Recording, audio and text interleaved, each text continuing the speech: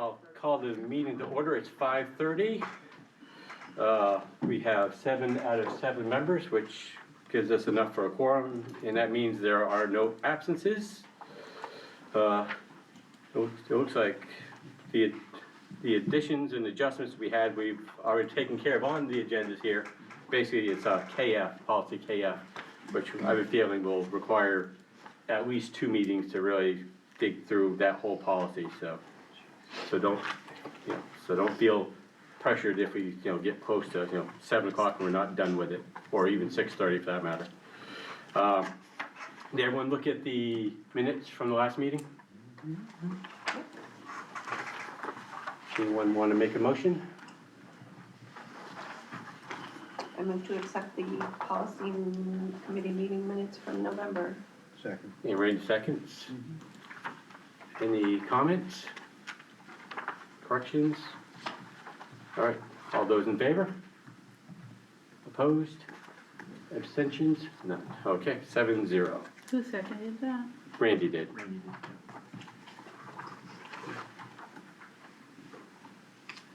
Okay, so audience with the public, is there anything that the public wants to talk about? No. Very good. All right, so we'll go to action items A, which is policy DJH, purchasing and contracting procurement staff code of conduct. Thanks.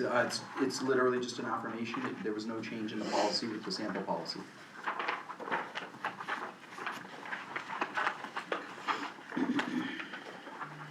I make a motion to mark it as reviewed. Second. Okay, now Naomi and Ben, any other comments? All in favor? Opposed? 7-0. Okay, next item is policy ECB, integrated pest management. Thank you. Let me, had a couple of comments from Brian Race, who I talked to yesterday at length. I just want to get them for you. Sorry, just give me 1 second.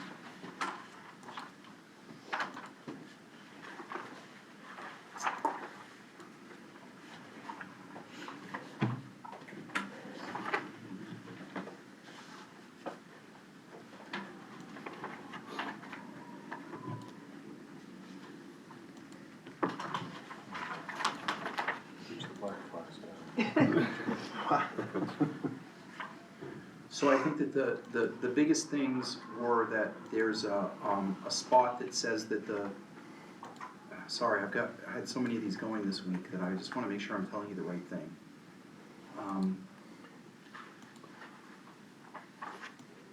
The facilities director would be the pest management coordinating person. There won't be one at every building. Okay, The head custodian would be cued in by the facilities director. He wanted to make sure that it was congruent with what's happening in practice. So it's the bottom of page, sorry, it took me a second, it's the bottom of page 1. Brian just asked that it says the superintendent / designee will appoint an IPM coordinator for the district instead of for each school. And then Brian would support those people. And then it says right below that, in the next sentence, Brian asked that we consider implementing the school unit's IPM policy by contracting with a state of Maine certified pest management company. Because there's so many laws and rules with pest management that he just wanted to make sure that it was clear that it has to be a state certified pest management company. And I thought those were reasonable changes, but I didn't want to make them in your version without telling you here. So that would be written in the next sentence. So the bottom of page 1, the first sentence would read, the superintendent / designee will appoint an IPM coordinator for the district. And then it would go on to read, the IPM coordinator will act as the lead person in implementing the school's IPM policy. The addition would be by contracting with a state of Maine certified pest management company. I thought those were really good ideas, and so he asked me to bring them to you. Can you read that last part one more time, John, please? Sure. The last part would be, it would say, the bottom of page 1, the last sentence. The IPM coordinator will act as the lead person in implementing the school's IPM policy. And the addition is by contracting with a state of Maine certified pest management company. There were a couple of other little changes, like I put at the bottom of page 3, the IPM coordinator for the RSU 40 schools. I didn't fill it in because I wanted to make sure that you were okay with that, the previous two things that I brought up. But it would be the facilities director, and then I would put Brian's cell phone number. So I just didn't want to change that until we talked. Other than that, I think it's good to go. And I did meet with Brian and review this policy at length, just to make sure that he was good with the, because we have to support him, right, in getting that done. And we have to put his name and phone number in this policy? No, what I would put in it is the facilities director. Okay, And then I would put, the work cell phone associated with the facilities. okay, director. good, So yeah, it's I not just don't Brian's want us personal to, cell phone. right, I just Yeah. don't want to have to come No, back it's good to, to say for the camera. yeah, Yeah. so, very good. So the underlined part would say the facilities director. It will say facilities director, Is, okay. yep. And the phone number will be Brian's work, school-provided cell phone. And that would carry over if someone else were to take the position. That is exactly what we were going for, Correct. so that if, usually Karen just transfers the phone with the position. Excuse me. Any other comments? So, does Brian need any further training or certification to do this? Or he is just acting as the coordinator? He said that he's good, he thinks that the key is to make sure that we hire a company that is certified in the state of Maine. He did say to me that it's super technical. Yeah. And he would never want the facilities person to be expected to, what you'd have to know would be a full-time gig, just knowing that. Oh, yeah. Yeah, Okay. so hiring an expert is the way to go. So what does that do for the paragraph, second down from the top of page 2, where it says the IPM coordinator will complete the training requirements? Are there requirements beyond, for Yeah, a coordinator beyond what an applicator would need to? my understanding, talking to Brian, was that he needs to have enough knowledge and training to understand how to work with the pest management company, but that he couldn't do it himself. Okay. What he was worried about was that someday, not us, but like in 8 years, somebody gets a hold of the policy and says, well, why do we need to pay for a pest management company?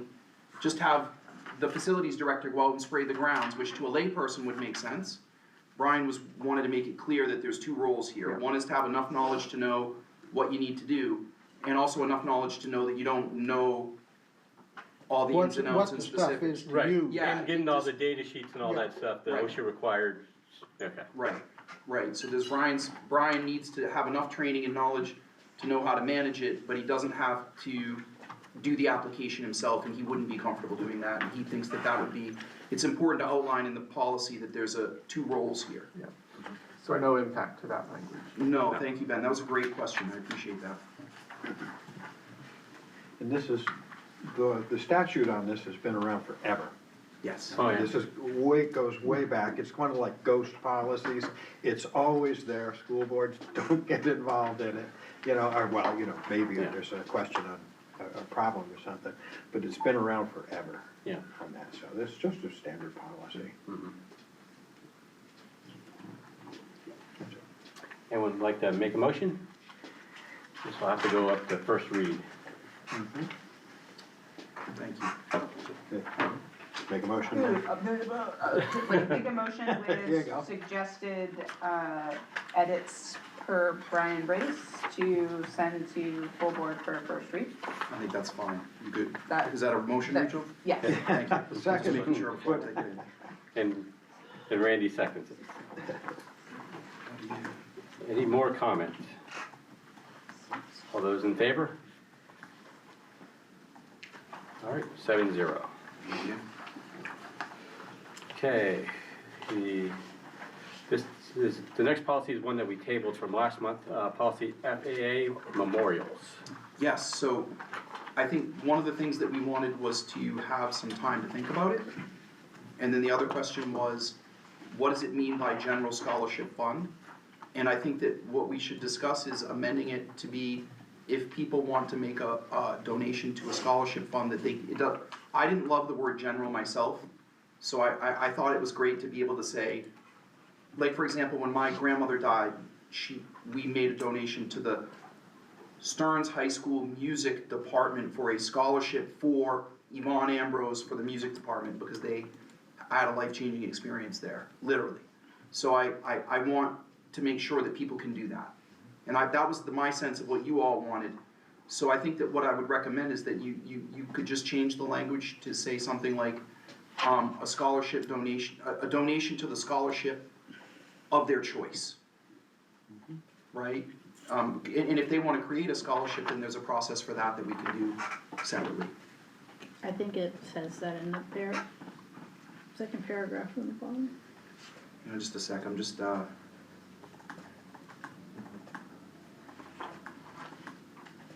wanna finish the notes from the last one before I miss it. Alright, so the question for you is, if you did option 1, you could just say to a scholarship fund identified by the person making the donation. But part 2 says, option 2 is probably the closest, and I agree with Karen, it's pretty close. I don't think there's a lot of gray here. I think that if people wanna make a donation, we'll figure it out, and you know what I mean? I just don't want anything binding. I didn't like the word general scholarship fund. I thought that was kind of weird. Then you Kinda just think it's vague. one, It was too Kind vague, of vague. and it's one, people think it would be like one pot of money, and I think a lot of people wanna avoid that. Yeah. Option 2 would functionally replace that second paragraph up. Yeah, I don't know that it says anything different, I guess. I think the difference is the under criteria approved by the board. That's new in option 2.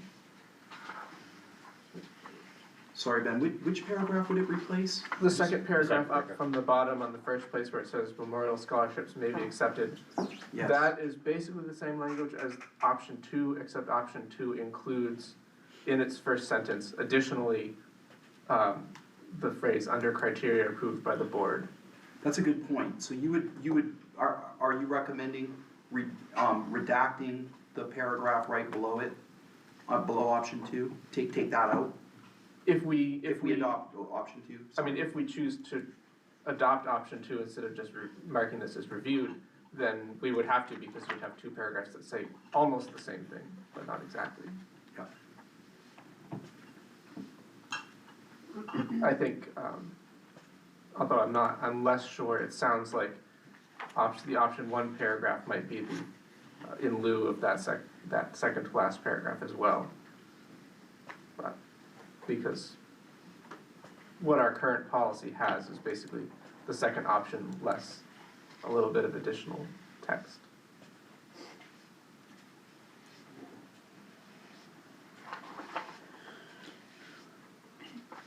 So as the person who oversees scholarships, I've only been here 6 years, but we've never had money donated that wasn't earmarked, Yeah. Yeah. on scholarships. That we've had, no, I can't think of any time we've had any scholarships given that wasn't earmarked for a particular person. Okay.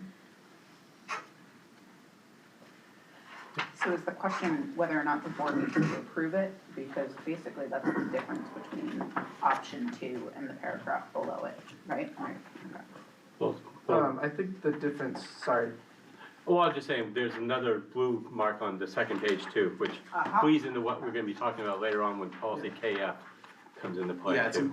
it's important. I think the key philosophical construct is that schools are places for learning, and they should be retained as such, because when you start to have grieving in a school, the space becomes associated with grieving. Yes, Ben? Oh, sorry. Alright, so right now, the text that would be replaced by option 2 says that scholarships can be accepted and awarded in honor, et cetera, et cetera. If someone wants to offer to do that, they have to submit that offer to the board with information about the who and what and why, and then the district will administer the funds. The difference is that option 2 says that I think before, maybe even before a scholarship offer is floated, the board has to establish the criteria under which that can be done. That's what So someone can accept and award a memorial scholarship under criteria approved by the board, so there's that sort of preliminary work that we have to do, then the specific offer comes to the board for approval and the district administers the funds. So I guess that's really the question is, do we, the board, do we want the board to have to sit down and establish criteria for memorial scholarship funds? Would that also fall under like the $1,000 limit that we have? So let's say that I wanted to make a $750 scholarship to, Tom Jones, whatever, memorial. Then that may not necessarily have to go to the school board because it's under $1,000. So is that, I'm trying to, I get what you're saying, Yeah. I'm just trying to connect the dots. No, that's just I mean, I don't know how this would work in practice, is my reading of that paragraph of option 2 Yep. is that it expects that the board is going to be setting criteria, I don't know, within which memorial scholarships can be created. I don't know whether, that sounds very open-ended to me. It could be like we won't accept, no scholarships from left-handed persons who, Jumping or at ya. maybe it's a quality of, amounts. I don't know, it seems very open, other than that there's an expectation that we would set some criteria under which these scholarships could be created. And my question is, do we want that? Rachel, I don't think that we have to. Yeah, I'm sort of Oh, Carrie. like, do we have to even sort of nail this down? I would say, from what I remember of our conversation last time, is Tom's concern, rightfully so, is that like, we don't wanna like erect a 7-foot statue of, Tom Jones at the entrance of the school. Singing What's New Pussycat. Right. Oh, there could be a button, okay. There could be a button. That's true. Shiny object, Rachel. Yeah, I know, squirrel. Not unusual. Does just adding this part at the bottom sort of put a clause in there that would sort of allow the board to kind of direct the use of space and facility? I don't really feel like we need option 1 or 2. I would say leave the paragraph in there and then add the blue part at the end so that we don't get the 7-foot statue. Concur. Yeah. The blue paragraph is, Please put that. Can I? We have too much of this changing. Because the Once in a while. scholarships, It works. scholarships, unless I'm confused, scholarships are money we're giving to children for college. So these aren't like a sad thing, I mean, I don't know. But every year we hand out $10,000 for the doll off, they left it 30 years ago. So if you strike this out, I don't know what we're doing with the doll off scholarship and every single scholarship we have, which is a list this long, is in somebody's name. And I don't think they're sad, I mean, I think it's a great way that these families have been honored for, Yeah. the PB Moody and all of these things have been honored for many, many years. I guess I'm not clear what I, as the business manager, am gonna do with those.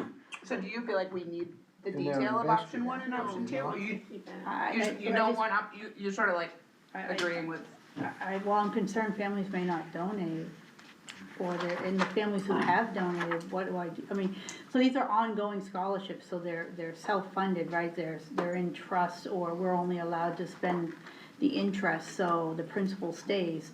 So right now, every year and forever, we're gonna continue to award the Doll-Off Award or the PB Moody, as long as that money doesn't run out. So if you're saying we can't have these, I don't know what we do with them. Am I just getting confused? I don't think anybody's saying we can't have them. Okay. I definitely don't, I think we should have them. Right. And I don't think, yeah, go ahead. Leah wanted to. Yep. I was just gonna say that last paragraph really has to do with having a funeral at a school. That would be my reading of it, essentially, right? So it doesn't have to do with statues or memorials. Well, we've done that. The last paragraph that is an add-on of. Well, I thought we were talking about option 1 and 2. We the were, memorial but then Rachel scholarships. referred to it, and I just wanted to clarify Okay. that. You had something, Tom? I did, but I'd like to hear what Ben might. so that paragraph as well is pretty much already in here. If you go to the second, on that last page, the second from last paragraph up, is basically the Same same, thing. a little change of phrasing, regards the use of district property versus recognizes the use of district property. And I'm assuming uses the, Yeah, what will okay. be the updated name of policy KF once we have our way with it, but otherwise, that language is basically already in here as well. Yeah, Can I have two things. Number one, there's an ongoing movement among the administration that we want policy to be KFC. Okay, Just kidding. 3-piece or 5? Well, there's enough spices in that policy to cover the whole gamut of KFC, so I think. 16 varieties. Yeah, it took Randy a second. No, Brian went there, Brian Race. No, Now I want. I just want you to know that from, so like, there's, when we do policies, there's kind of a few things. One is the legal piece. One is kind of like what I would say to you is probably what I'd recommend for the functioning of the district and the running of policies, right? Karen and I and the administrative team. Then the third one is there's always this kind of community piece that's really important, and KF really gets into it, yeah. right? So that's why it took me so long to process KF this last week, like And how many different versions there was. I think there were 4 at one point, we Yeah. got it down to 1 today, it took us Yeah. 2 meetings and a lot of conversations, but here's the thing. The biggest thing that I worry about for you is this. If you took out everything in blue in this policy, it would be fine. The part that you might wanna modify is where it says, RSU 40 schools will not hang plaques commemorating the deceased or install permanent living memorials such as planting trees unless approved by the board. I respectfully submit to you as a group to consider taking out unless approved by the board. You just shouldn't do it. Because you end up with things that stay there forever and don't mean much to people 10 years later. We built a new school in New Hampshire, and they wanted to move all the memorials from an 1850 building to the new school. There would have been 30 of them. And one person bought a literal granite memorial gravestone that they wanted to put in front of the brand new high school. It's not, that's what our graveyards are for. That's what our churches and places of worship are for in communities. Schools are places of learning, not grieving. And I don't say it to be mean, I'm like I'm all like tense just talking about it because I don't wanna discount people's like, kids get sad when someone passes, and it happens. But we have to be careful, cause if you do it for one, if it says when the board approves, if you do it for one, are you gonna do it for them all? And what if somebody wants to install something that you completely disagree with physically, and it becomes a contest, well, you let so-and-so do it, but now you won't let us do this. I'm just warning you that over time, over a 30-year period, you might have 25 or 30 people pass away. I don't know. I generally just advise boards to just take that out and say, we don't do the answer. Because if it's on you, then it might not be you. It might be a different group of people, but our policy decisions, we should always be thinking about the next board, the next leadership, you know what I mean? The next group of people, plus Melvin, of course. 'Cause Well, I ain't gonna be here forever. I don't know, man, I'm sorry. The only Get on that throwback, tractor again. the only throwback is you go to Madomic High and you go into the auditorium and you see that name and you're like, well, and if I've just moved into town, I don't know what that name is, so Right. there is an argument that a commemorative plaque would be nice there, so at least you can connect the dots. If you wanna keep it, I'm fine, I'm just giving you my feedback so that you're aware of it. Do you know, this piece is a community decision, it's not a Tom decision. It's up to you as the board, but just think it through before you decide, and however it comes out is fine with me. But that's different, right? Because you're talking about a space that was built like through funds from that family, right? So I think that it's different when people want to make a donation that benefits the school versus some sort of just stationary monument. That would be my sense. Yeah, I mean, naming a school or a building after someone is very different than installing plaques and memorials. Okay. And I think that that's really not what this is getting at. What this is getting at is like, planting a tree and putting in a plaque on the ground Right. is different than saying we'd like to name the gym after Mr. Dolph. Or the Linda Pease Memorial Agriculture Center, I don't know. You know. Sorry, Linda, not yet, but, you know, there've been a lot of people who have done a lot for these schools for a long, long time, and we do need to retain the ability to honor them. and recognize them in the community too. So again, it's a community thing, it's a fine line, right? Well, and there's the, what do you call it, the thing in the playground at Warren Community School that was built for in the memory of Jean Hemelaine, who was a teacher who passed away, and, I can't. Gazebo. Gazebo, thank you, Yeah, I just gazebo, kept yeah. thinking pagoda, and I knew that was wrong. Kubota? Yeah, we I did. just went right to tractor, sorry. Toyota pagoda. But, you know, I mean, I don't. There's I don't also know. a bench there for the young man that passed away. Yes, and there's the bench for Nathaniel, yeah, Which is beautiful. It Yes, really it It's is. a beautiful bench. yeah. Yeah. And there was, when I was teaching in the old brick school, which is, you know, prior to 2001, and there was a student, a second grader who passed away, and the parents asked if they could plant a tree on the property, and we said yes. You know, and the kids loved it because they knew it was her Yeah. tree. So, I mean, I don't know, I think I would lean toward keeping unless approved by the board, That is fine. because I think it's situational. Yep, good. And all I wanted was to have the conversation, right? Good. So are we going to just kind of like take all the blue out and just call it marked as reviewed? Do we have to review this policy? It was in the queue. It was. Yeah. Yep.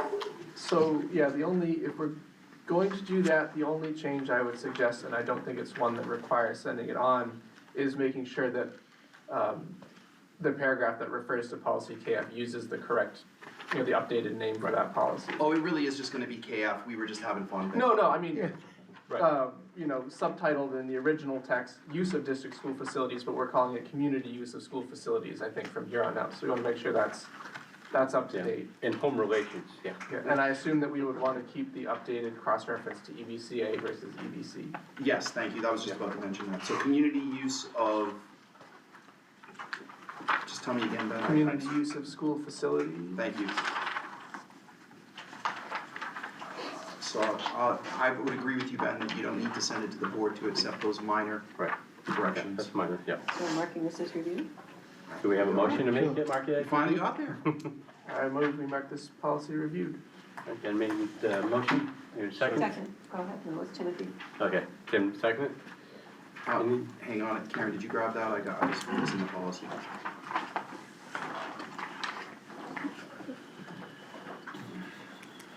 Ben and Naomi? Tim. Timothy. Tim. Thank you. Hey, you guys don't sound anything like I thought. Sounds so legal. It does.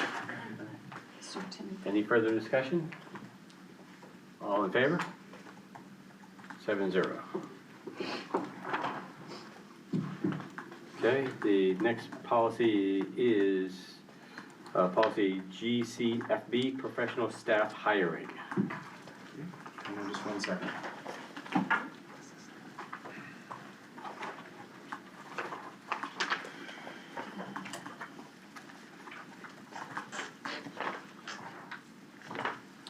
All right.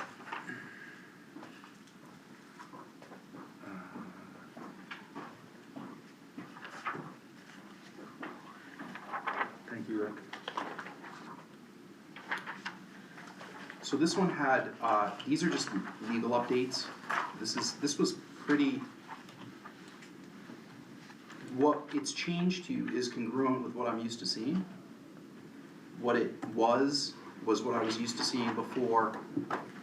I think you guys missed this when you did your A policies. It's usually updated with the Title IX policies. So the update is congruent with what it should be.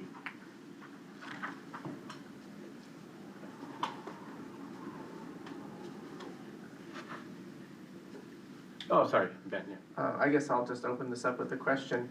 It seems like it is a fairly significant change to go from a policy referring to professional staff hiring in general to one focusing on administrative staff. Does that leave us with kind of a gap where we have the non-admin, non-support staff addressed somewhere else? Or, I mean, it seems like it's an overall change in the purpose of this besides updating whatever. It's almost like it's a different policy. Yeah, It does, I would agree with you, Ben, I hadn't thought of it through that lens, but it could be that we we've had times already this year where the letters didn't line up with what it really was. And if you guys would like me to, I could go back to Charlotte Bates at the School Board Association and just ask her, do we have like a convergence? You know, like, or a divergence Yeah. of where our policy hiring was, you know, should there be two policies? I could ask her that. Yeah, well, we may have to have two policies just because you're talking about bargaining and non-bargaining employees. Except we actually have a bargaining unit for administrators here. Oh, we do? We do. Okay, Yeah. highly unusual. Yes, No, they I have. would, I mean, if these are the correct letters, you know, I would strongly urge that we keep the original one, because, I think, I know that I prefer to hire people on the basis of merit, which is what the original policy states. If we're gonna have an excellent school district, we need to hire people who are excellent. The paragraph, let's say, I don't have one, two, three, third paragraph. Of the The one that's- stricken out ones or the blue ones? Well, I'll get there. It says that it begins with the strikeout, the superintendent will see that. The blue section down there, I don't see that that's, you know, anything, that looks okay to me. I like the fact that it says the most qualified candidate.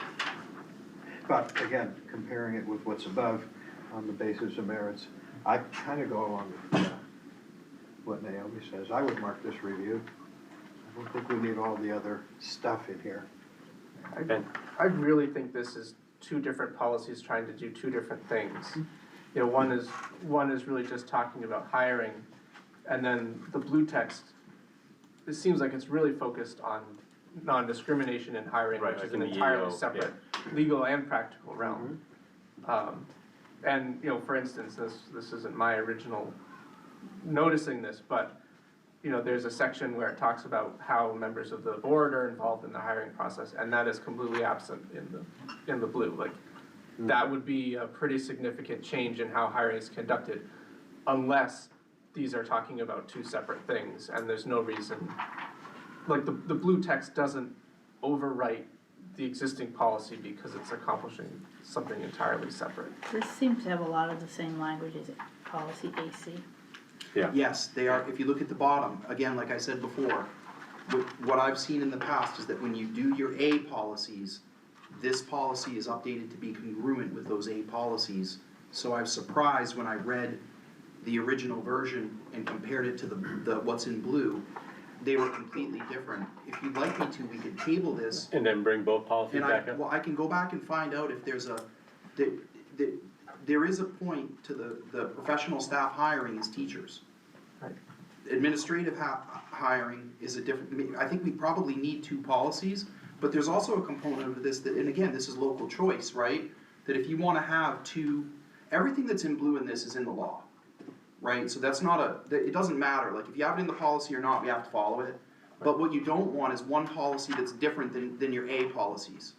You want them to all be the same, like the same language, the same cross-reference. So what I don't wanna do is to advise you, I agree with Ben's read that it's probably two policies, and it might be that we had a miscue on the letters. That's happened before since I've been here. So I think it'd be better for me to go back, look over the A policies, find out about if there's a different letter designation for, I know it says professional staff hiring, but what that really means is teachers, right? And then there probably is, but there's language in here that should be the same.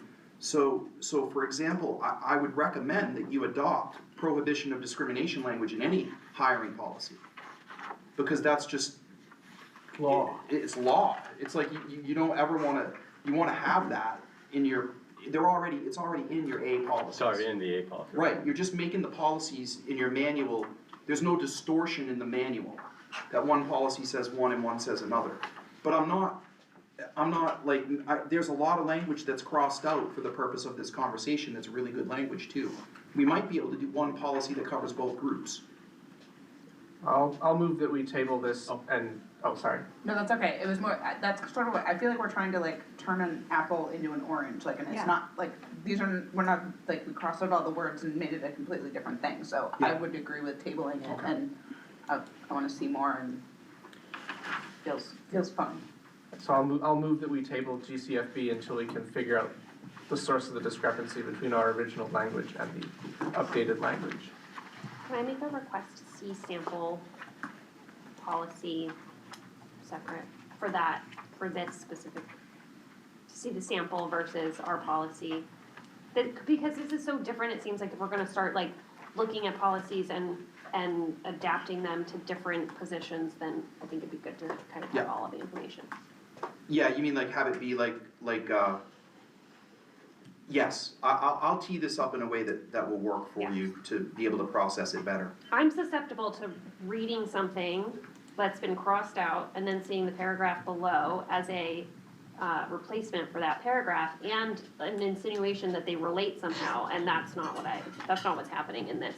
So- Agree completely. That's why I would agree with Ben that I think that they're two different policies, and we might have had we had this happen once before this year where it didn't work, Right. right? I just didn't catch this one coming into this. The KF policy has literally eaten up all of our free time. So it was such a big rewrite. It's from 1985, so it's been a big change. Couple of things have happened since then. Yeah, Okay, so. yeah. It's been revised and reviewed and everything, but it really needed to be. Did anyone second then? No, that's what I was gonna bring up. Second. Okay, Randy will second it. Thank you. Any further discussion? All in favor? 7-0. Okay, the next policy is policy GDF, support staff employment.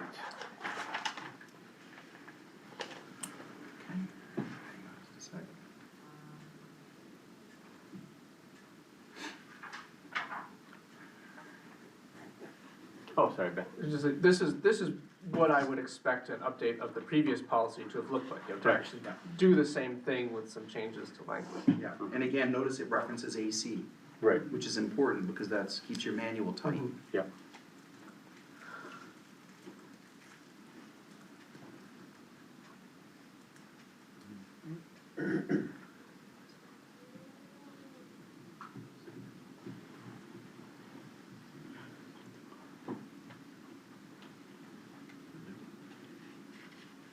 Anyone else?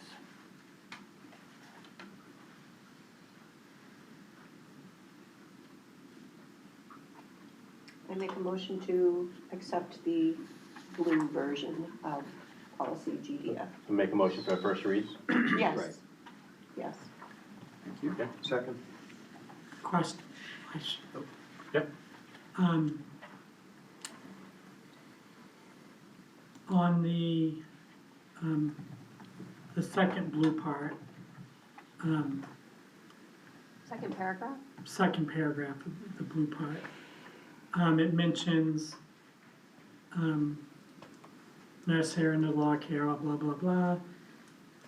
And it says, should we include, because it says, in accordance with this and other applicable policies of the board, because support staff have a contract, right, Karen? Yeah. Yeah. So should we put in here, something about the support staff contract?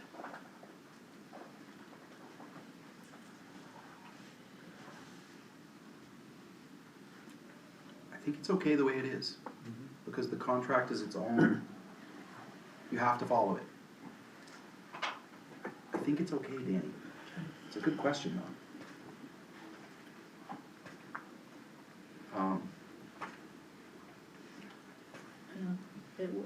It does reference it in the crossed out language, Danny.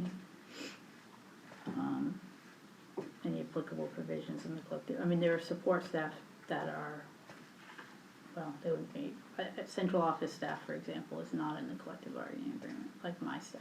They're just non-represented. I would say go with the blue language, but it's up to you guys. I'm good either way.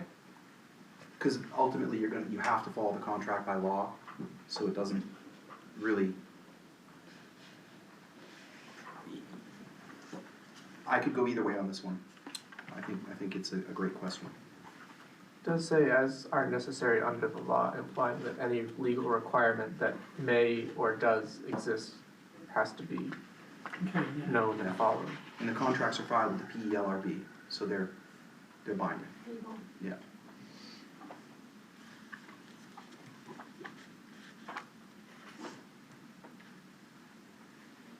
All right, so we got an original motion. Do we have a second? Second.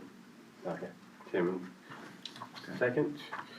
Can I make one comment first? Yeah. Do you wanna put the line that was crossed out that it applies to all except for administrators and teachers?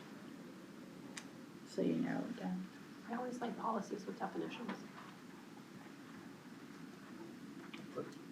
To keep that for the kind of one-liner, for the purposes of this policy, support staff includes all RSU 40 employees except for administrators and teachers.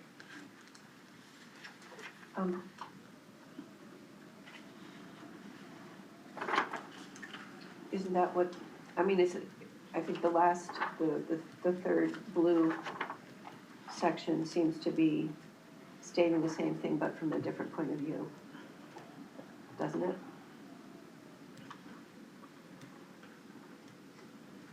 I feel like that last line, it's like, has more words than it needs. Like that top, the original line means the same thing, but do we need to outline all the full-time, part-time, staff position, like part-time, extra duty, blah, blah, blah. I would actually leave that in. You would leave that in? But if you wanna add the thing above, totally cool too.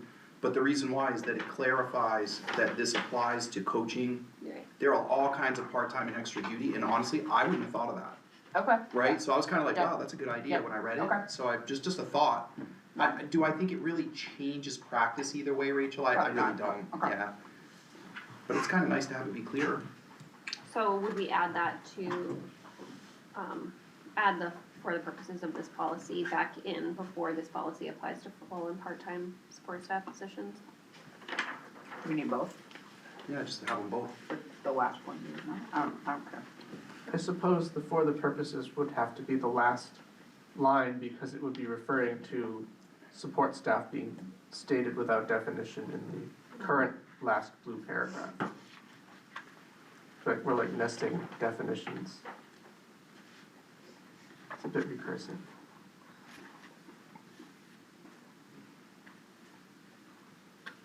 So we already have a motion on the table. Do you want to withdraw it so we can make? Sure. Okay. So, do you want to make a new motion? Catch you off guard? I don't Sorry. really feel strongly enough. I think if we're good, what do people think? Do we need to put that first line back in, or are we good with what it says down at the bottom?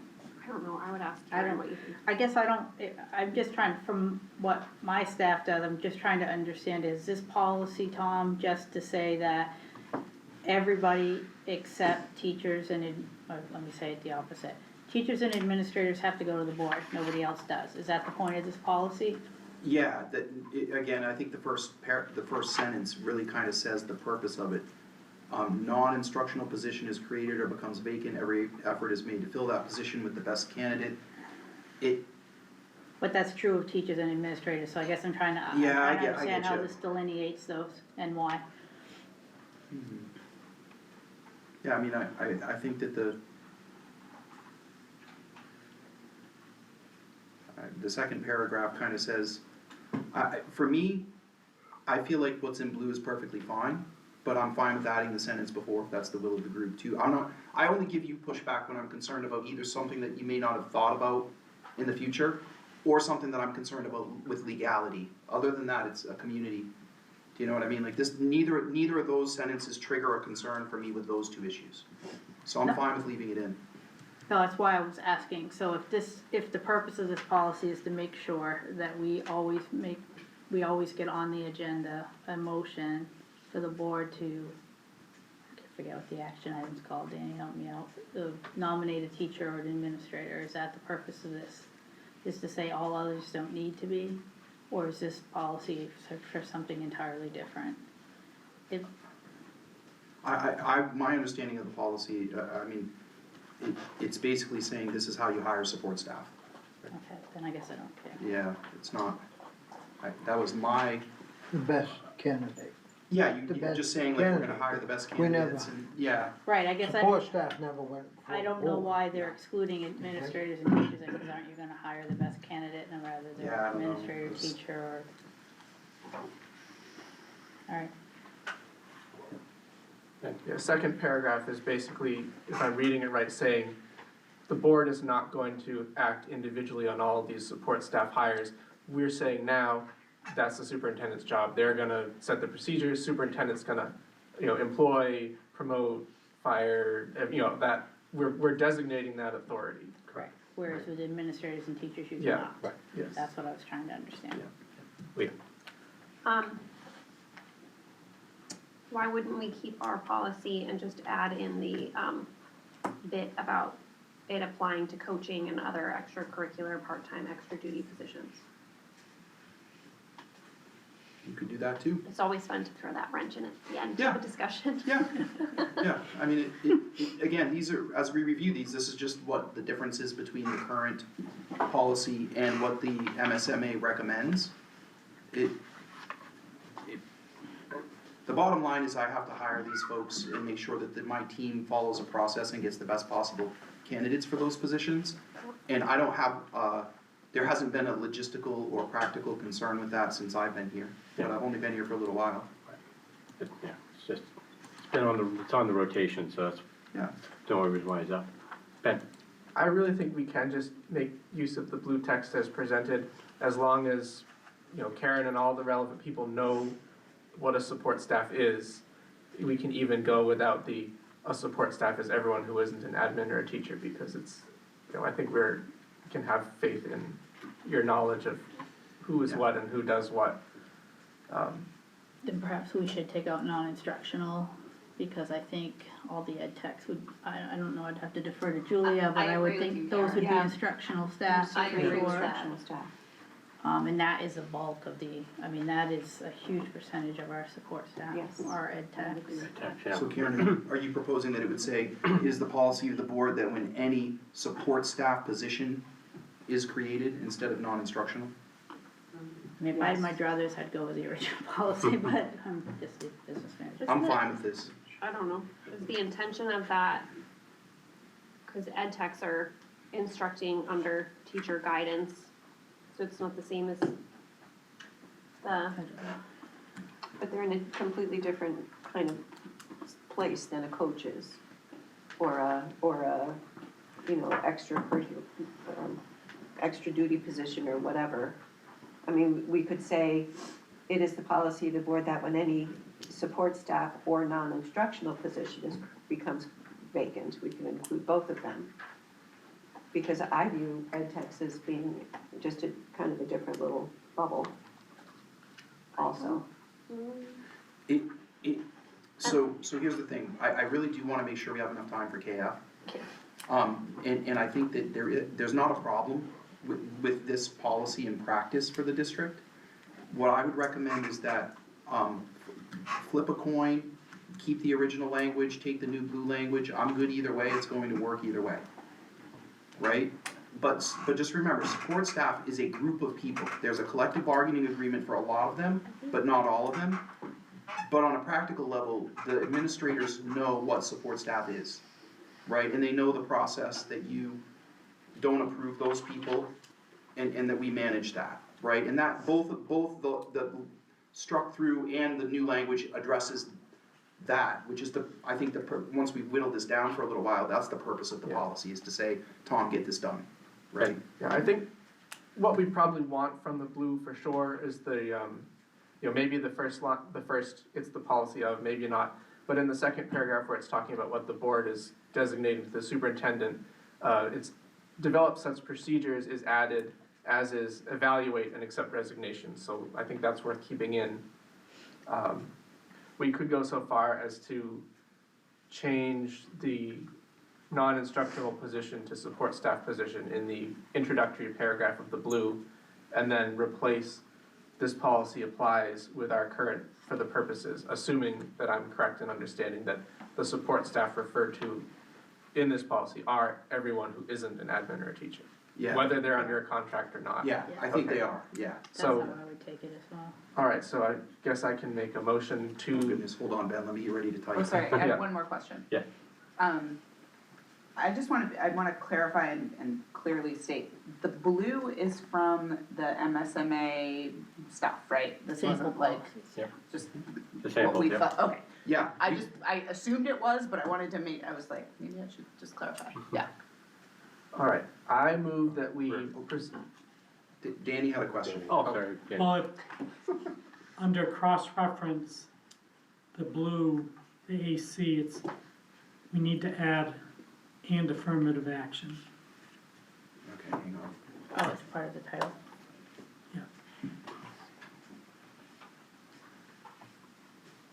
Yeah. Okay, so Ben, can you wrap that all up in a bow so I can type it out? yes, all right. Okay. I move that we present to the board for first read policy GDF, support staff employment, with the following changes. In the first paragraph, replacement of the text non-instructional position with support staff position. Mm-hmm.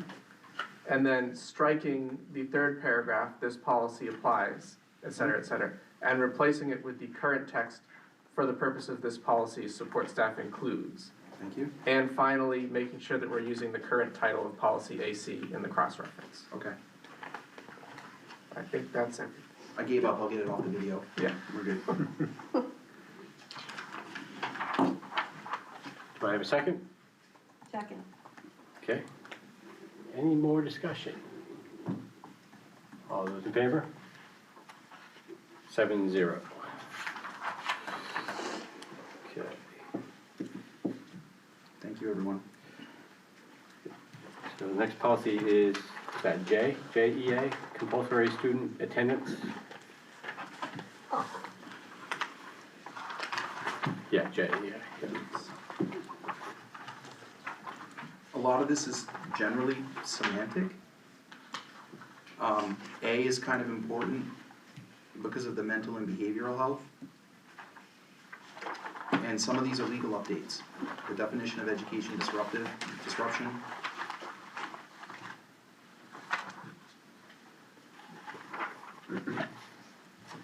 Rick, you got a couple people clicking here.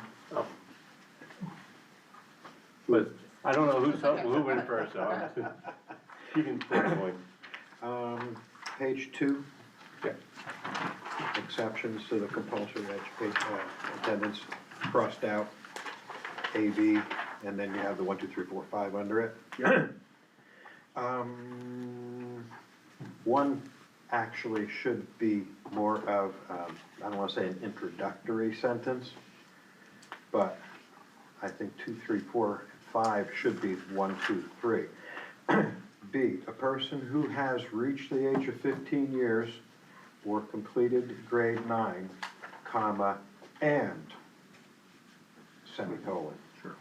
They have to do 1 through 5. This is what I did at the state, this is school approval. Yeah. Chapter 125. You can't pick and choose 2, 3, 4, or 5. Okay. If you meet 1, Yeah. then you have to meet. Yeah. 2, okay? 3, 4, 5. Yeah, and that happens again, there's another one in here that has the same problem. This is a structural problem, it has caused confusion, I got lots of phone calls. Well, you know, they have been, permission from the parent, well, no, that's not, you still have to be at least 15 and or completed the 9th grade. Okay? So, I think B Yeah, should so- say, a person, if you wanna say person instead of a student, reached the age of 15 years or completed 9th grade, comma, and colon, 1, permission to leave from the parent, 2, been approved by the principal, 3, permission to leave by the board, and so on. So that's just really, it's a structural change on that, but So could it, it caused lots of questions at the Has it department. ever happened? Yeah.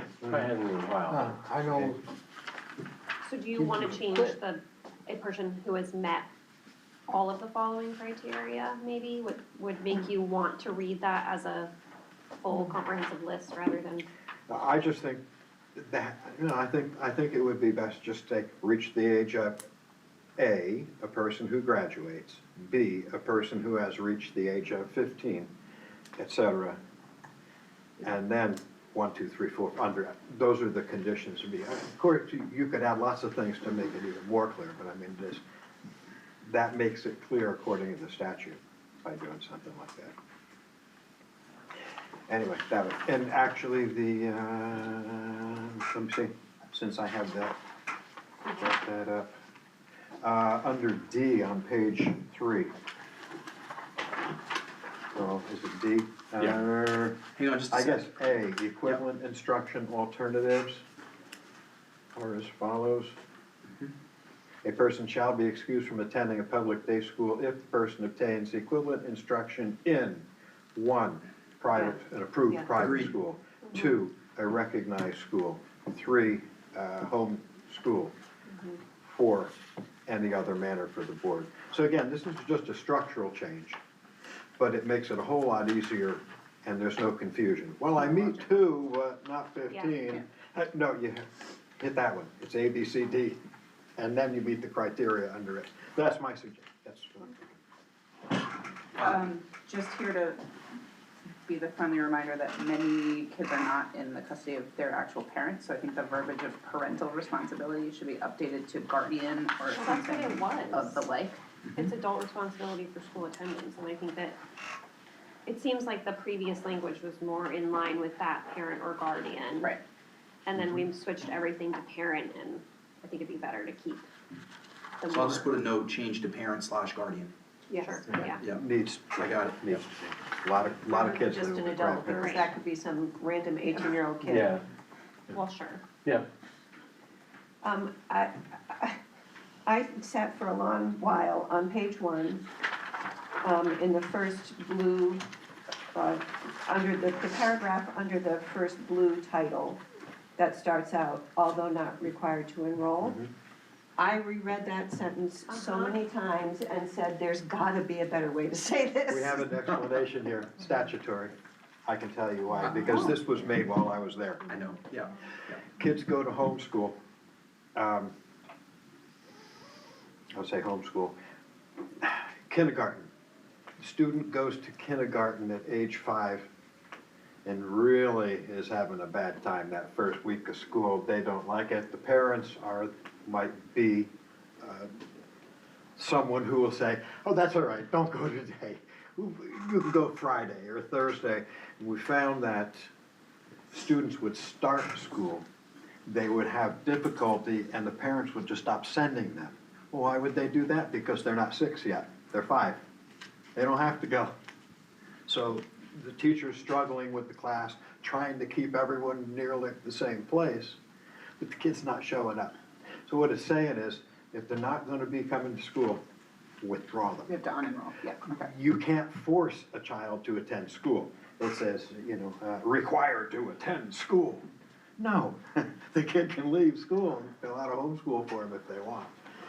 The point is, that was put in there to make it more efficient in the classroom, particularly early childhood. That's the only purpose of that of that language. Okay, but I wanna clean it up, because it is messy. Okay. That was my whole point. I see what, Well, yeah, this is it a took me a while to statute, come on. understand what it Wow, That's it why you is need such a a bureaucrat. messy sentence. You need bureaucrats. I like the previous way it Page was one, written. I fourth mean, it's paragraph. confusing no matter what, but I think the previous rating Page one, here fourth It's paragraph. closer to be Page something 1, fourth reasonable, paragraph. because Yeah, if you although read not this out required. loud, Yeah, although not required to enroll The old in way was school, a easy. child who is 5 years of age or older and And? under 6. Like, Yeah. what? I think it made more sense It was before. super redundant. You could just change or older, under go back 5, to who is the 5 old years of one. age or older, comma, or under 6 years of age, makes it a little bit clearer, but it's still one of the messiest Yeah, sentences I've ever seen. So does this not apply to kids that are 4 and enrolled in school if there's a pre-K program? And some kindergartners four is enter when they're 4 pre-K, years and old. that, the rules for pre-K are, But the parent doesn't have to withdraw? I would think so too. Well, then why do we start it at 5 and not any student Five, who Would you is say enrolled Because in the age of school? Five, compulsory 5 is when attendance. you can start You don't have to kindergarten. send them. You don't No, have to but go to pre-K. 6, I know you that. have to be there. No, Six, but you're 5 you complying. don't have to. 5 you Correct. don't have to. Correct. So Right. shouldn't it just be any student prior to the age of 6, if they are enrolled in school, must be withdrawn, or they have compulsory attendance?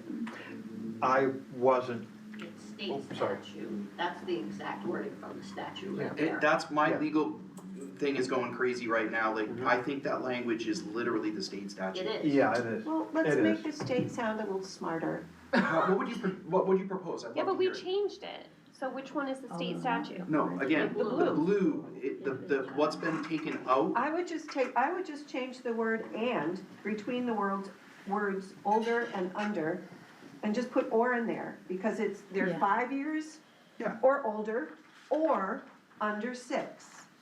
They can't be both, 5 years and under.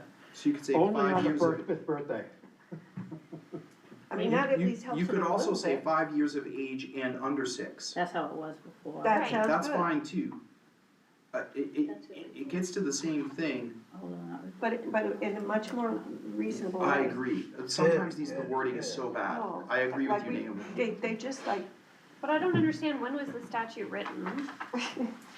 Probably prior to pre-K being. that's we what. paid them a lot of Prior money. before you were Actually, like, born. At least probably 15 years prior to ago. that. So my point is that as it was written, without the blue language, should have been the statute, because this was last revised in 2023. So I don't think the statute was written in the last 2 years. No, Good Could question. have been. I don't think so. I mean- I think it was there when I was at the state, so. Yeah.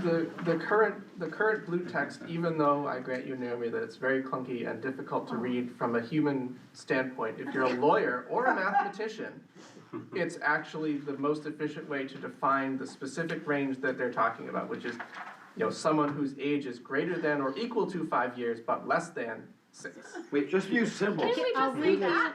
can May I yeah. read what it says in the statute? Yeah, I was just Yes, reading the please. statute, So like- it says a person 5 years or of age or older and under 6 years of age who is enrolled in and who has not withdrawn from a public day school is required to attend that school during the time it is in session. So that's Let's the use current, that, that's please. the current statutory. Can we please use that? Sure.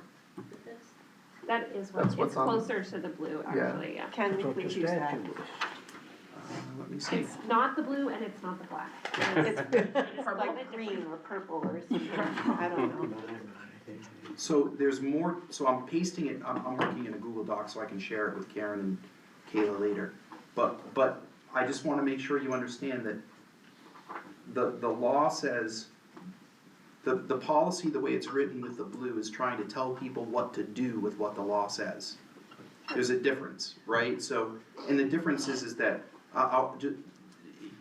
a person 5 years of age or older and under 6 years of age who is enrolled in and who is not withdrawn from a public day school is required to attend that school during the time it is in session. What the policy is saying is, although you're not required to enroll in school, If you Sure. do. if you do, and your You're kid is gonna be 5 there. years, I'm starting to think that you should, as awkward and messy as it is, I would recommend that you just keep what's written there with the blue in it, because it's telling people what to do with the law. Julia's nodding her head, but I don't wanna put her on the Well, spot. it's telling us what to do. Exactly, You know, it's not exactly. necessary for the public. And they know what it it's for means and us. what to We do. know what it means. Right. It's awkward, it's not well written. But I think what it's doing is it's telling them what to do with that law. If you just put the law in there, it's not quite clear enough. Because there's more, when you read that whole law, it's summarizing a couple of different pieces together into a statement, which is what policies are supposed to do. And do we have a policy for pre-K kids, even if it's not state statute? Not yet, that's coming for next year. I know, but we currently have pre-K kids, so I don't know if it's See how ever, if convoluted it ever that becomes sounds. an issue that you have to. Yeah, that's, yeah, see, I'm agreeing with Naomi, because that first paragraph is clunky, because it says, although they're not required, then okay. But then the next sentence says who is enrolled, so make up your mind, so should this sentence just say, if your kid is So- enrolled? Show up. And they're, There's another huge piece to this that I don't wanna go down a rabbit hole, cause I wanna get to KF. But I just wanna make sure that you understand that there's a funding piece to this too. So when people enroll their children in kindergarten, whether they're not required to or not, on October 1st, the ED 279 numbers are based on that enrollment, but if they don't attend, we get dinged in another area for not attending. So there's a very complex, like this little statement is trying to pull together like 2 different spots in 3 laws that is saying, you don't have to enroll by the time you're 5, but if you do, show up. And it is, Naomi, I couldn't agree with you more, it's written really, really weird, right? I mean, we could take out or older and change, I don't think that would change the meaning, Naomi. Right, if you said, although not required to enroll in school, a child who is 5 years of age and under 6 years of age. That's what it says. That's what it said. Well, no, it says or older right now, I thought she No, I wanted to mean, take out in the or older. previous No, statute, no, it says, no. 5 years of age or older and under 6. Right. But our previous policy said 5 years of age and 5 under years 6. and 1 day. I don't know why it says or What if older, because you can't be older than 5 and be under 6. I thought the proposal was to take out or older, sorry, I might have got lost myself, Well, that would help it, that would Julia help it. uses this policy more than any of us, so I would defer to what Julia says. I understand it. Great, I love it. Okay, You know what they're perfect. talking about here. Thank you, Julia. Leave it alone. All right, leave it alone, I don't care, I don't like the Naomi. whatever. Well, it's driving Naomi and I grammatically nuts. Well, yeah, it's driving me Right. nuts Yes. too, but Yeah. I Yes. don't use it. Rick, Oh, sorry, Leah. Yeah, what's it, whatever. Letter E under excusable absences on page 1. There's an or that's crossed out. Is that not necessary? no, Okay. And then my other question is, and this is maybe just my confusion, but education disruption does not apply to a student, blah, blah, blah, blah, blah, or as a result from a planned absence for a reason such as a family event or medical absence. So medical absence is not considered an educational disruption? What would that be considered in terms of excusable absences? I think it That's fine. specifies planned hospitalization or recovery. And I Right. think that covers, if I would read that as sort of, a kid that has leukemia who has to spend 6 weeks in the hospital for whatever. But and that's saying that it's not excusable. No, it's saying that that's not a disruption. That doesn't count Right. as an education Right, the term disruption. education, you're right. Education's fair, disruption's a legal term. Right. Strictly a legal Right. term.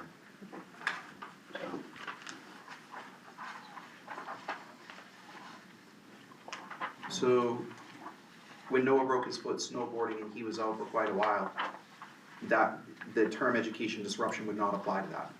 That's what this says, is that he's good, it's excused, we're solid. Yep. So the truancy officer isn't knocking on your door and the school's not fined and the. We got the love letter at 10 because they were out sick, but yeah, we know how it goes. So that would just be like a personal health excused. It's just weird to reference it, I guess. Yeah.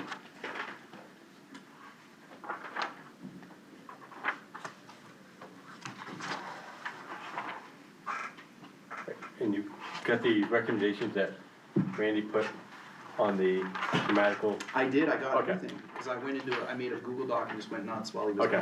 going. But I can watch the video too if I need to. Yeah. That would be a good two of them. So you're changing the parent back to like a guardian or adult or something? Yes, I put a note to say parent guardian, which I by the Would way, you just thank say you, I agree completely. responsible adult or?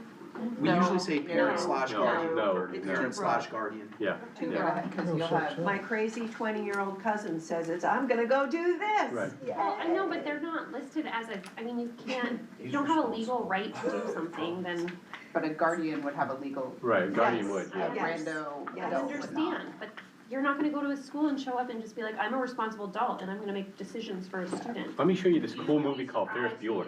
Yep, 100%, No, I'm not surprised that people would do that, but I'm saying a school would not be like, yeah, okay. But they wouldn't be, we need a policy. Right, I know. Ben, I was going to make a motion, but if people still have questions, Leah, then I don't wanna get in front of anybody. yeah, and I got Danny after Leah. Under exceptions to the compulsory attendance requirement, and honestly, I prefer that it say exceptions to the compulsory attendance policy, I guess, but whatever. Letter C, this, an exception to the attendance in public school under this paragraph, that doesn't make sense to me logistically, because you're like referring to something that is not, like attendance in public school is not here as any sort of heading, right? I'm not sure, where are you? I just got a Letter little bit. C under exceptions. Page Top three. of three. Page, Top that's of what I mean, page three. page 3.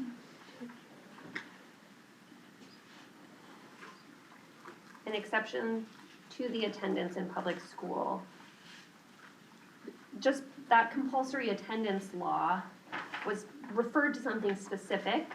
And so to say an exception to the attendance in public school, what? Is what, like, where is that? Where does that refer back to? Am I making sense? No, I sorry. think it's The- I focused think on the first paragraph sentence- C. The first sentence in there is like not a complete sentence, I don't think. Right, It's just describing a person, it's not saying anything about them. I mean, which sounds weird, I didn't mean it that way. It's describing a person, but it's not saying what's the person is doing or what is it about this person. It just says a person who's matriculated and is attending an accredited post-secondary degree, granting institution as a full-time student. Okay, so what? What does that mean? Yeah, can I have just a second? I'm thinking this through.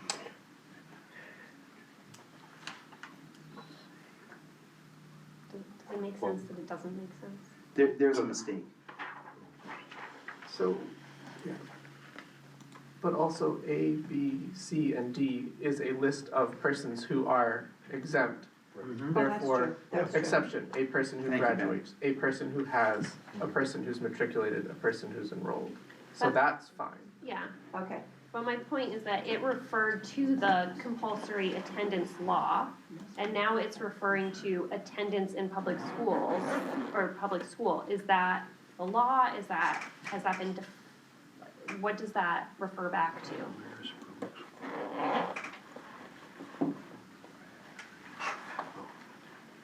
So any of these, I don't know.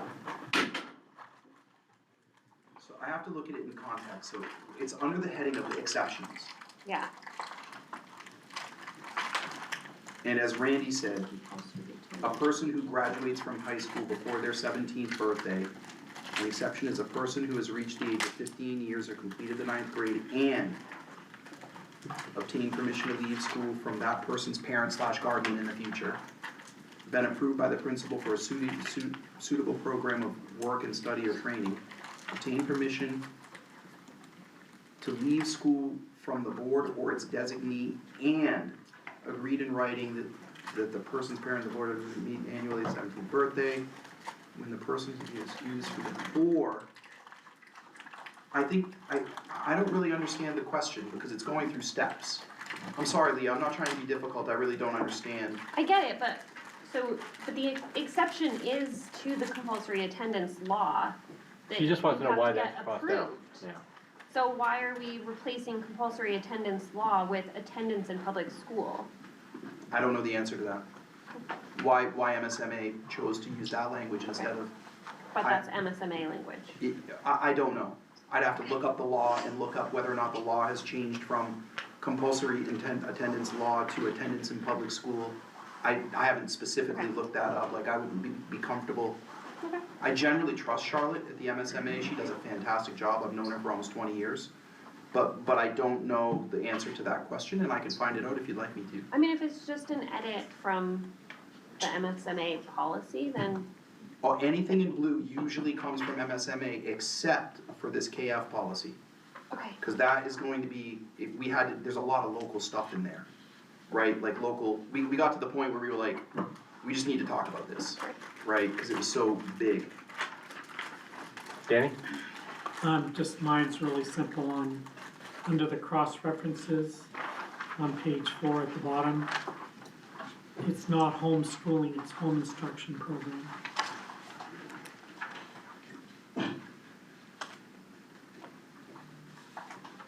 Ben? can I just say one thing? I found it. It's right in the law. D, a person who is matriculated and is a person who has matriculated and is attending an accredited post-secondary degree granting institution as a full-time student, an exception to attendance in public school under this paragraph must be approved by the commissioner. So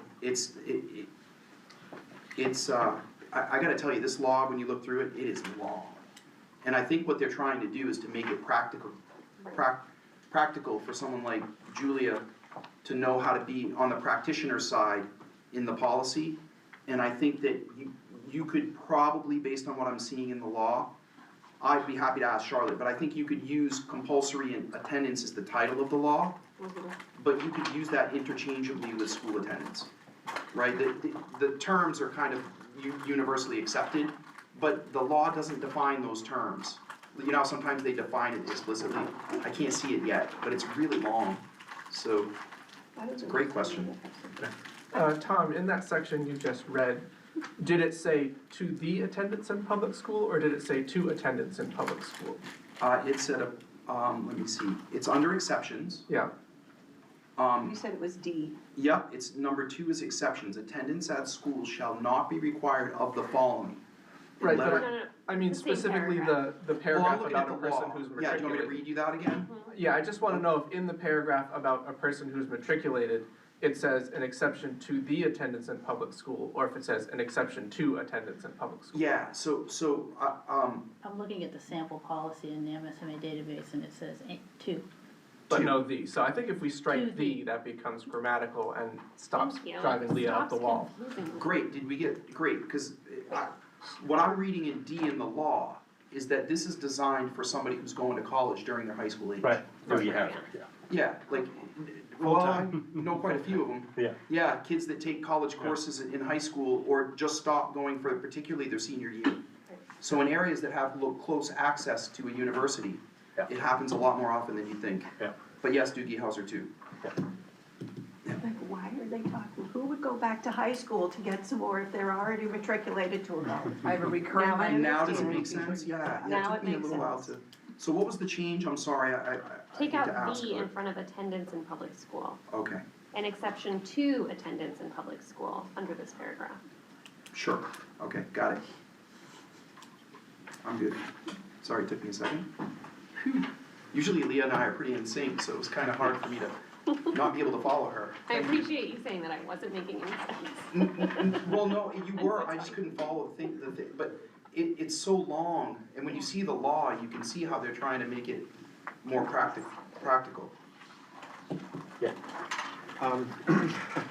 Since we're picking this one to death here, about D, under the same place here, a person who is enrolled in an online learning program or course. I don't know if the state has approved any full high school course beginning to end. And that was always the question. Well, I signed my kid up for this online course. It's not an approved course. If you wanna do that, you have to homeschool and then let them do that. But the state of Maine, I know when I was working there, they were trying to develop online. We were trying to beat all the commercial companies and come up with an online, full high school set of classes. You couldn't do it. So there was no approved at the time. Now, again, this could have changed, but I'd question that one. Person enrolled in any online learning program? Or is it an approved program and who's approving it? You know, if the parent approves it, well, then the state might not. Should it be approved by the commissioner? I wouldn't cut At it that right point, away. no. Yeah. At Does that our point, policy no. have the Because they all statutory had to language meet, about that? they all had to meet learning results. And the online courses don't Just enough specifically, didn't wanna go listen through to the the cost Thank you, Dave. of matching up everything. I would move that we table this, talk Yeah. about it next time with the proposed Oh, changes. Yeah, The formatting. It's from 2021. Yeah. Let's look at the revised format next. Yeah. There I think is, it'll help a lot. there is online learning. I'm new to Maine again after Yep. 8 years, but there are virtual high schools in Maine now. So I Right, think well, that- then it should say, because we always had either Agreed, only two, yeah. it wasn't any high school, and Yeah. it wasn't, there are lots of national and international programs that call themselves virtual learning, you know, Agreed. so it's whether it's a state-approved one. Could it also refer to independent study programs that are with the local school district?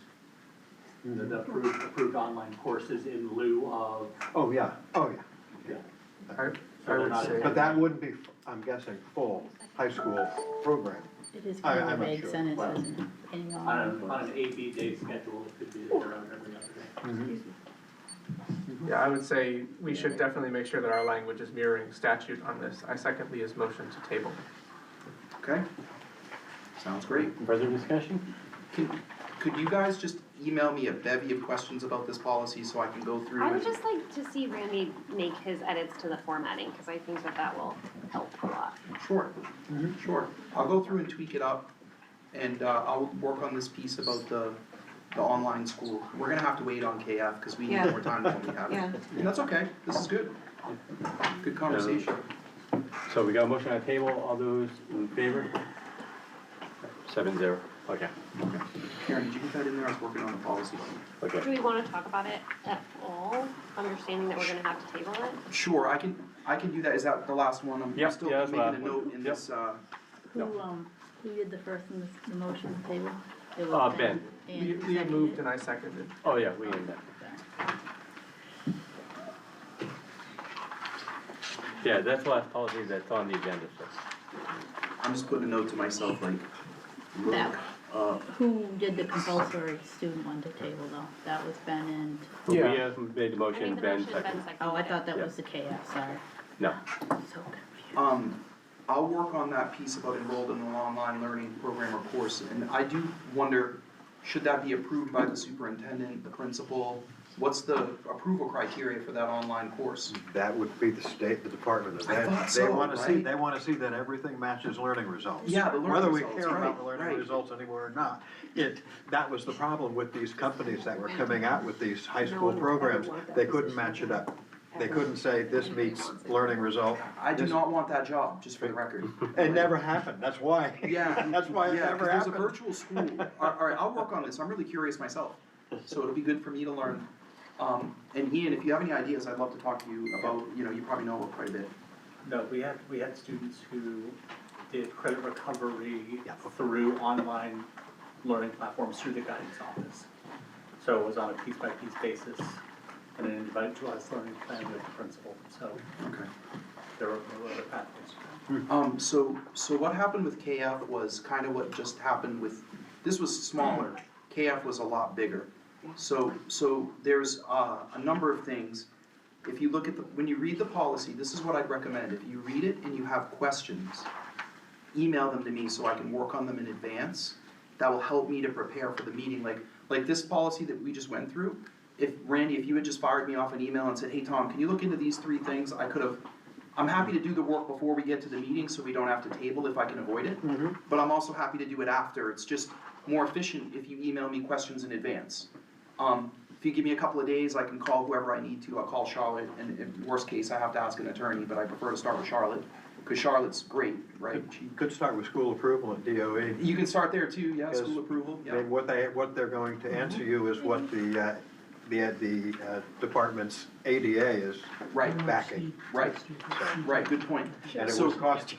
Yeah, it's free, $200 like, anything that's an free hour. will go there first, keep it, yeah. But please email me questions about KF, because what you're going to find in the policy is that, there were a number of things. I was meeting with Brian, and then Karen heard us talking, and she swung in, and then we went and got Stormy for the food services part, and what we figured out in the version that I shared with you today is that the fee schedule needs to be addressed.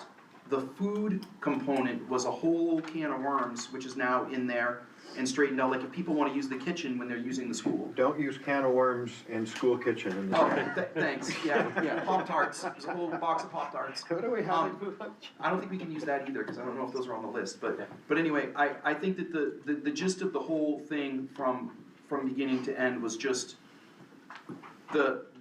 we decided that it wasn't working to use the MSMA language in our local policy for local people. So what I shared with you, the blue language is changes, but it's not necessarily just a MSMA for the first time. It is Karen, Brian, and Stormy and I talking and trying to figure out a policy that would work for the community, so we're asking you to Yes. read it with the lens of the community. We did steal some stuff from the MSMA, but this is a perfect example. These facilities belong to the community, and there are laws and rules, but what we wanted to make clear was, y'all can use the playground if nothing else is booked there, but don't just show up during the school day. That was one of the issues that we had to iron out, because we've had problems with that, and then the use of the kitchen and the food safe stuff, and so when you read it, just note your questions and email them to me. I'll work hard to get the answers ahead of the meeting so that you have an explanation going into it. Excellent. Alright, so to clarify, the language that's in this packet is not the most up-to-date language that we'll be dealing with. It's what you I sent out apologize, earlier Dan. today. I just wanna make sure I understand. Yeah, I emailed you a couple days ago and Yeah. just said, this is not working, don't even bother with what's in the packet. Okay, so the Google Doc or whatever it was that was at the top of our inbox, that is the current That is the up-to-date. current. That's the Okay. live, And- yeah. And I titled it that way, I put, TAKPBR, so that you knew that it was Yeah. the three of us, that's the draft that we're working on. So if you could email me questions, I'd really like to know more about it. And I will sit down with a couple of principals and ask them about the attendance policy, the same way I did with care. I like to coordinate with the people that are on the front line with policies, so I will also sit down with, like, Julie, if you wouldn't mind, I'd like to talk to you a little bit about it.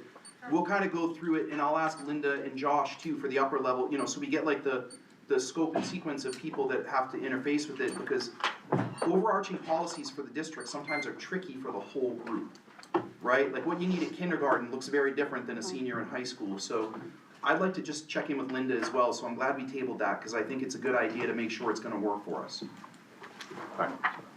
We have a motion to table that, the KF policy? Second. So, yeah. Okay. So all those in favor? 7-0, and it is 6:50. Who's the motion?